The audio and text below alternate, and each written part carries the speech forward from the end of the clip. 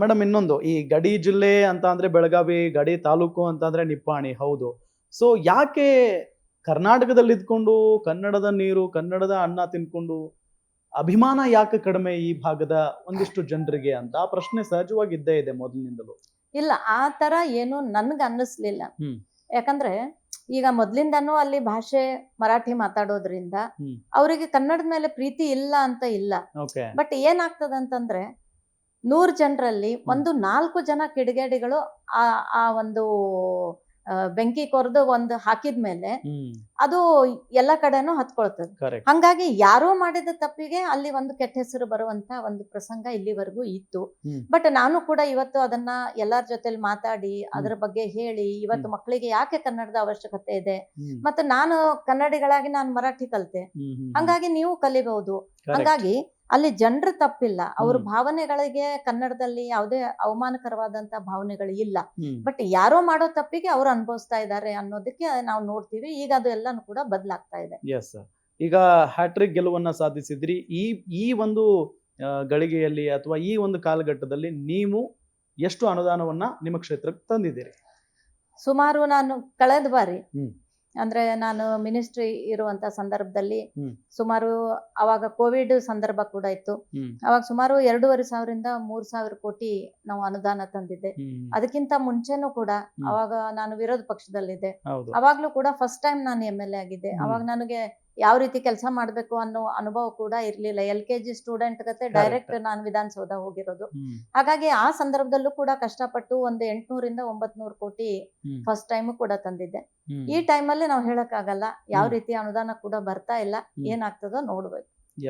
Madam, ಇನ್ನೊಂದು ಬಹಳ ಚರ್ಚೆ ಆಗಿದ್ದಂತ ಒಂದು ವಿಚಾರ, ಈ ಹಿಂದೆ ನೀವು ಎಲೆಕ್ಷನ್ ನಲ್ಲಿ ನಿಂತ ಸಂದರ್ಭದಲ್ಲಿ ಜಾರಕಿಹೊಳಿ ಫ್ಯಾಮಿಲಿ ಅಥವಾ ರಮೇಶ್ ಜಾರಕಿಹೊಳಿ ಅವರು ನಿಮ್ಮ ವಿರುದ್ಧ ಒಬ್ಬ ಅಭ್ಯರ್ಥಿಯನ್ನ ನಿಲ್ಲಿಸ್ತಾರೆ. ಈಗ DCC ಬ್ಯಾಂಕ್ ಚುನಾವಣೆ ಅಂತ ಬಂದಾಗ ನೀವು ಅವ್ರ ಜೊತೆ ಕೈ ಜೋಡಿಸ್ತೀರಿ. ಇದು ಯಾವ ಸ್ಟ್ರಾಟಜಿ ಅಥವಾ ಯಾಕೆ ಅಂತ? ಇದು ಪ್ರತಿಯೊಂದು ಹಂತದಲ್ಲಿ ಪರಿಸ್ಥಿತಿಗಳು ಬೇರೆ ಬೇರೆ ರೀತಿ ಇರ್ತವೆ. ಮತ್ತು ಒಂದು ರಾಜಕೀಯದಲ್ಲಿ ನಾವು ಏನಂದ್ರೆ ಒಂದು ಗುರಿ ಮುಟ್ಟಬೇಕು ಅಂತಂದಾಗ ಆ ಪರಿಸ್ಥಿತಿಗೆ ಅನುಗುಣವಾಗಿ ನಾವು ಕೂಡ ಸ್ವಲ್ಪ ಅಡ್ಜಸ್ಟ್ ಅಂದ್ರೆ ಏನಂತಾರೆ ಅದಕ್ಕೆ, ಆ ರೀತಿ ನಾವು ಸಿಚುವೇಶನ್ಗೆ ನಾವು ಒಳಪಡ್ಬೇಕಾಗ್ತದೆ. ಯಾಕಂದ್ರೆ ಇವತ್ತು ಜೊಲ್ಲೆ ಫ್ಯಾಮಿಲಿ ಅಂತಂದ್ರೆ ಒಂದು ಕುದುರೆಗೆ ಹೆಂಗೆ ಇದು ಕಟ್ಟಿರ್ತಾರೆ, ಮುಂದೆ ಅಷ್ಟೇ ನೋಡ್ಕೊಂಡು ನಾವು ಹೋಗ್ತಾ ಇರ್ತೀವಿ. ಅಂದ್ರೆ ನಾವು ನಮ್ಮ ಪಕ್ಷ, ನಮ್ಮ ತತ್ವ, ನಮ್ಮ ಸಿದ್ಧಾಂತಗಳು, ಆಮೇಲೆ ನಮ್ಮ ದೇಶ, ನಮ್ಮ ಧರ್ಮ, ನಮ್ಮ ದೇವರು ಅಂತಕ್ಕಂತ ಒಂದು ಭಾವನೆಯನ್ನು ಇಟ್ಕೊಂಡು ಹೋಗ್ತಾ ಇದ್ವಿ. ಆದ್ರೆ ಕೆಲವೊಂದು MP ಎಲೆಕ್ಷನ್ ಅಲ್ಲಿ ಒಂದು ಸಿಚುವೇಶನ್ ಬೇರೆನೆ ಕ್ರಿಯೇಟ್ ಆಯ್ತು. ನಮ್ಮ ಅಣ್ಣಾ ಸಾಹೇಬ್ರು ಸೋಲ್ಬೇಕಂದ್ರೆ ಕೆಲವೊಂದು ಬೆಳಗಾವಿ ಜಿಲ್ಲೆಯ ನಾಯಕರು ನಮಗೆ ಏನು ಸಪೋರ್ಟ್ ಮಾಡ್ಲಿಲ್ಲ. ನಾವೇನ್ ತಪ್ಪು ಮಾಡಿದ್ವಿ ಅಂತ ಸಪೋರ್ಟ್ ಮಾಡ್ಲಿಲ್ಲ, ಯಾಕೆ ತುಳಿಯುವಂತದ್ದಾಯ್ತು. ಹಂಗಂದ್ರೆ ನಾವು ಪ್ರಾಮಾಣಿಕವಾಗಿ ಇರೋದು ನಮ್ ತಪ್ಪ? ಇದು ಎಲ್ಲ ನಾವು ನೋಡಿದಾಗ ಈಗ DCC ಬ್ಯಾಂಕ್ ಬಂದಾಗ ಅಲ್ಲೂ ಕೂಡ ನಾವು ಮುಂದೆ ಬರ್ಬೇಕು ಅಂತಂದಾಗ ಬೇರೆಯವ್ರು ಮಾಡ್ಬೋದು, ನಾವು ಮಾಡಿದ್ರೆ ಅದು ಕಷ್ಟ ಅಂದ್ರೆ ಅದು ಹೊಂದಾಣಿಕೆ ಅಂತ ಹೇಳಿ ಅವತ್ತು ಚರ್ಚೆ ಬರ್ತದೆ. ಬಟ್ ನಾವು ರಾಜಕಾರಣದಲ್ಲಿ ಇದು ಸಹಕಾರಿ ಕ್ಷೇತ್ರ, ಅದು ನಮ್ಮ ರಾಜಕೀಯ ಕ್ಷೇತ್ರ.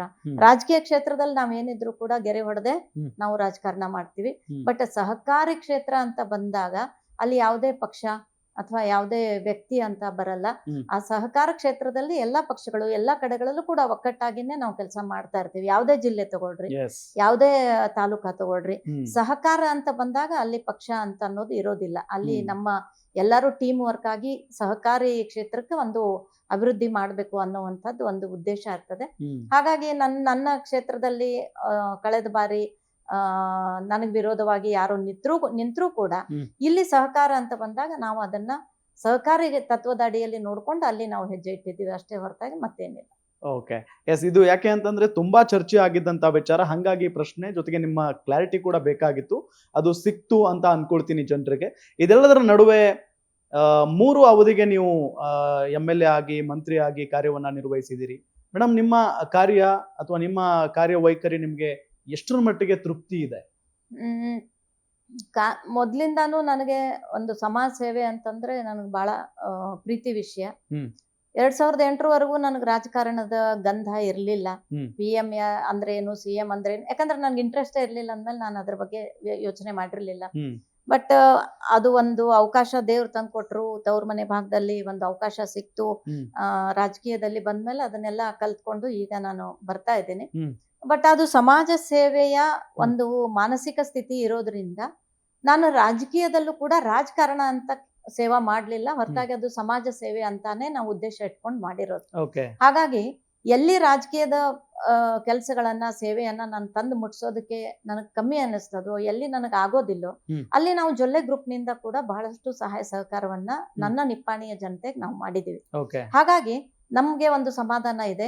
ರಾಜಕೀಯದಲ್ಲಂತೂ ಮಾಡ್ತಾ ಇದೀವಿ. ಅದು ಹೈಯೆಸ್ಟ್ ಪ್ರಾಮಾಣಿಕವಾದ ಪ್ರಯತ್ನವನ್ನ ಮಾಡಿ, ಶಕ್ತಿ ಮೀರಿ ಪ್ರಯತ್ನವನ್ನ ಮಾಡಿ ನನ್ನ ಕ್ಷೇತ್ರದ ಅಭಿವೃದ್ಧಿಯನ್ನ ನಾವು ಮಾಡ್ತಾ ಇದೀವಿ. ಅದರ ಜೊತೆಗೆ ಅಲ್ಲಿ ಎಲ್ಲಾದ್ರೂ ಕೊರತೆ ಅನ್ನಿಸ್ತು ಅಂತಂದ್ರೆ ನಮ್ಮ ಜೊಲ್ಲೆ ಗ್ರೂಪ್ ನ ಸಹಾಯ ಸಹಕಾರನು ಕೂಡ ನಾನು ತಗೋತಾ ಇದ್ದೀನಿ. ಹಾಗಾಗಿ ಸೇವೆ ಮಾಡುವಲ್ಲಿ ಪ್ರಾಮಾಣಿಕವಾಗಿ ಮಾಡ್ತಾ ಇದ್ದೀನಿ ಅನ್ನುವಂತ ಒಂದು ನೆಮ್ಮದಿ, ಒಂದು ಸಮಾಧಾನ ನನಗಿದೆ. ಇನ್ನೂ ಕೂಡ ಹೆಚ್ಚಿನ ರೀತಿಯಲ್ಲಿ ಸೇವೆ ಮಾಡಬೇಕು ಅನ್ನುವಂತ ಕನಸುಗಳಿದಾವೆ. ಅದು ನನ್ನ ಮತದಾರ ಬಂಧು ಬಹಿಣಿಯರ ಒಂದು ಆಶೀರ್ವಾದದಿಂದ ಅದು ಕೂಡ ಮುಂದಿನ ದಿನಮಾನಗಳಲ್ಲಿ ಮಾಡಬಹುದು ಅಂತ ಹೇಳಿ ನನ್ಗೆ ವಿಶ್ವಾಸ.